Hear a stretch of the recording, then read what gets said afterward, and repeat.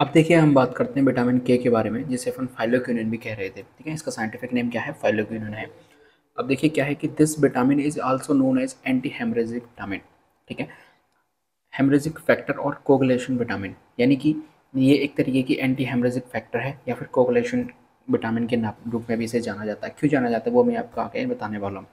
It is necessary for preventing haemorrhage and essential for normal blood clotting as vitamin K is essential for synthesis of prothrombin and other blood clotting factor. देखिए हमारी body के अंदर blood flow कर रहा है, ठीक है, सीधी बात।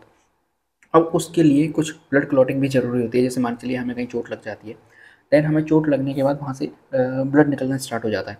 अब उस ब्लड को रोकना बहुत ज़रूरी है। यदि वहाँ से ब्लड निकलना हमने नहीं रोका तो फिर वहाँ से क्या हो जाएगा, जो ब्लड है उसका लॉस हमारी बॉडी के अंदर हो जाएगा। अब उसे बचाने के लिए कुछ ब्लड फैक्टर होते हैं, ब्लड क्लॉटिंग फैक्टर्स होते हैं जो कि काम करते हैं। देन वो हमारी जो चोट है वहाँ पे जाके एक्ट करते हैं, देन जाल बनाते हैं, एक नेट बनाते हैं, देन वहाँ पर आरबीसी की जो निकल रही है वहाँ से ब्लड निकल रहा है उसको रोकते हैं, जिसे अपन ब्लड क्लॉट कहते हैं, फिर रक्त का थक्का कहते हैं। उस रक्त के थक्के को बनाने के लिए जो ब्लड क्लॉटिंग फैक्टर है उनको बनाने के लिए क्या जरूरी होता है? विटामिन के जरूरी होता है। ठीक है, एसेंशियल होता है।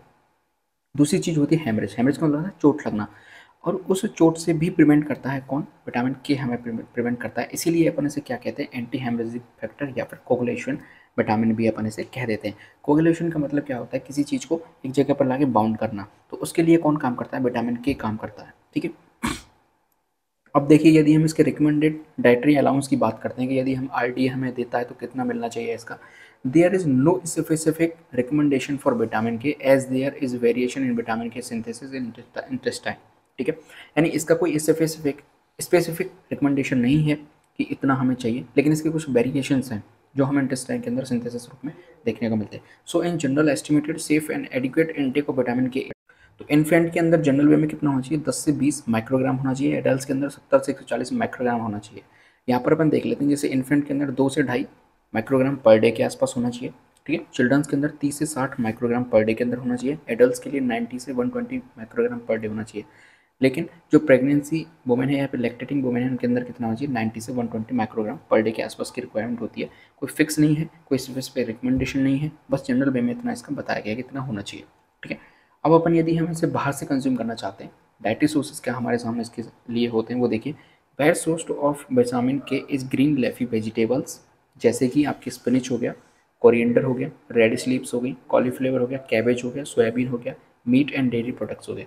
जैसे सबसे ज़्यादा विटामिन के हमें किस में देखने को मिलता है? पालक में हमें देखने को मिलता है। धनिया के अंदर जो मूली के जो पत्ते होते हैं, ग्रीन जो उसकी लीव्स होती हैं, कॉलीफ्लावर हो गई, कैबेज हो गई, आपकी सोयाबीन हो गया, मीट हो गया, डेयरी प्रोडक्ट्स होते हैं, इनके अंदर हमें भरपूर मात्रा में क्या देखने को मिलता है?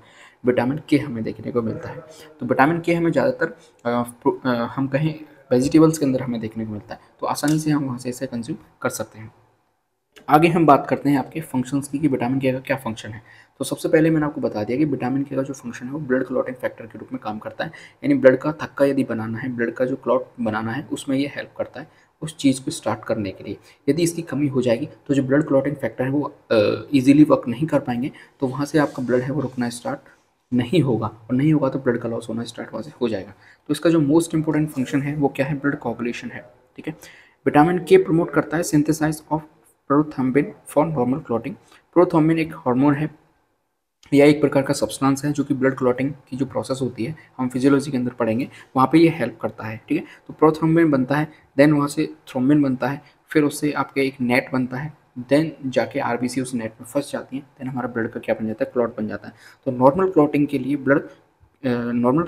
ब्लड के लिए विटामिन के हमें क्या होता है? नेसेसरी होता है। ठीक है, क्योंकि ये किसको प्रमोट करता है? प्रोथ्रोम्बिन की सिंथेसिस को प्रमोट करता है। साथ ही साथ जो विटामिन के है वो एसेंशियल है to formation of other clotting factor. कुछ टोटल आपके 13 फैक्टर्स होते हैं ब्लड क्लॉटिंग में, हम फिजियोलॉजी के अंदर पढ़ेंगे। टोटल 13 फैक्टर के सिंथेसिस के लिए या फिर फॉर्मेशन के लिए भी क्या करता है? हेल्प करता है विटामिन के। इसके अलावा देखिए, mature prothrombin and clotting factor containing gamma carboxy glutamate, GLA जैसे शॉर्ट फॉर्म कहते हैं, आफ्टर कार्बोक्सिलेशन रिएक्शन। ठीक है, तो प्रोथ्रोम्बिन को बनाने के लिए या फिर जो क्लोटिंग फैक्टर होते हैं जिनके अंदर गामा कार्बोक्सी ग्लूटामेट होता है कार्बोक्सिलेशन रिएक्शन के बाद, उसके लिए किसकी ज़रूरत पड़ती है? आपके विटामिन के की ज़रूरत पड़ती है। Vitamin K is essential for the carboxylase enzyme involve. ठीक है, कार्बोक्सिलेज एंजाइम को बनाने के लिए किसकी ज़रूरत पड़ती है? एसेंशियल होता है विटामिन के। डाईहाइड्रोक्विनोन form of vitamin K is essential for this reaction. ठीक है, ये जो रिएक्शन होती है, कार्बोक्सिलेशन रिएक्शन होती है या फिर जो ब्लड क्लॉटिंग की जो रिएक्शन होती है, उसके लिए डाईहाइड्रोक्विनोन फॉर्म ऑफ विटामिन के की एक फॉर्म है डाईहाइड्रोक्विनोन, जो कि जरूरी होती है दिस रिएक्शन के लिए। ठीक है, तो ये कुछ फंक्शंस थे किसके, विटामिन के। आगे absorption and metabolism upon vitamin के की बात करें तो विटामिन के क्या है, एक फैट सॉल्युबल विटामिन है। ठीक है, तो ये सीधी सी बात है, also absorb in presence of bile, यानी कि बाइल या फिर फैट की प्रेजेंस में एब्जॉर्ब होगा हमारी बॉडी के अंदर। So it is usually absorb in upper portion of the small intestine. Upper, तो जो हमारी स्मॉल इंटेस्टाइन है उसका अपर पोर्शन होता है, उसके अंदर ये बेसिकली या फिर यूजुअली हम बात करें वहाँ पर जाकर एब्जॉर्ब हो जाता है।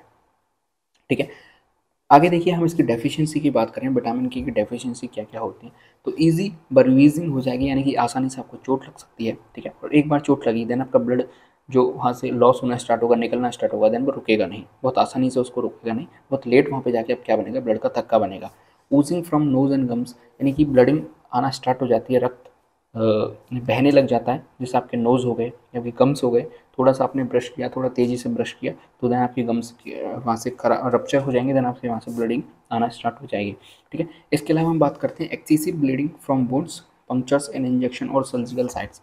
जैसे आपके कहीं घाव लगा, छोटा सा ही घाव बना, वहाँ से एक्सेसिव अमाउंट में ब्लड निकलना स्टार्ट हो जाएगा। ठीक है, या फिर पंक्चर हुआ, एक छोटा सा आपने कोई इंजेक्शन लगाया गया, देन इंजेक्शन के लिए जब निडल को अंदर डाला गया तो निडल को बाहर निकाला गया तो बहुत ज़्यादा अमाउंट में वहाँ से आपकी ब्लीडिंग हमें देखने को मिलेगी। साथ ही साथ कुछ सर्जिकल सर्जरी चल रही है आपकी, देन वहाँ से ब्लीडिंग आपका बहुत एक्सेसिव अमाउंट में हमें देखने को मिलेगा, रुकेगी नहीं वहाँ से ब्लीडिंग। ठीक है, अगला देखिए हैवी मेंस्ट्रुअल पीरियड्स होते हैं, जो वुमेन्स होती हैं, गर्ल्स होती हैं, उनके जो मेंस्ट्रुअल पीरियड है बहुत ज़्यादा हैवी आएंगे, यानी बहुत ज़्यादा उनमें ब्लड आएगा। नॉर्मल 200 से 300 ml ब्लड आता है और उससे ज़्यादा मात्रा में ब्लड वहाँ से लॉस होना स्टार्ट हो जाएगा। Bleeding from gastro intestinal tract, यानी कि आपकी जो जीआईटी ट्रैक है वहाँ से भी ब्लीडिंग आना स्टार्ट हो जाएगी, क्योंकि अपन खाना खाते हैं तो थोड़ा सा भी यदि अंदर कोई अल्सर वगैरह है, चोट वगैरह लगी हुई है थोड़ी सी, तो वहाँ से ब्लीडिंग है, देन वो किसके अंदर आना स्टार्ट हो जाएगी, खाने के साथ आना स्टार्ट हो जाएगी। आपको उल्टियाँ आएंगी तो उल्टियों में भी खून आना स्टार्ट हो जाएगा। खांसी आ रही है, यदि कोई आपकी जो रेस्पिरेटरी ट्रैक है उसके अंदर कोई छोटा मोटा कट लग गया है, बाई चांस कुछ भी हो गया, देन आपको खांसी आएगी, तो खांसी के साथ जो कफ आता है उसके साथ आपको ब्लड देखने के लिए मिलेगा। आप यूरिन कर रहे हैं, यूरिन में आपको ब्लड देखने को मिलेगा। स्टूल आ रहा है, फीटस के साथ जो आपको क्या मिलेगा, ब्लड देखने के लिए मिलेगा।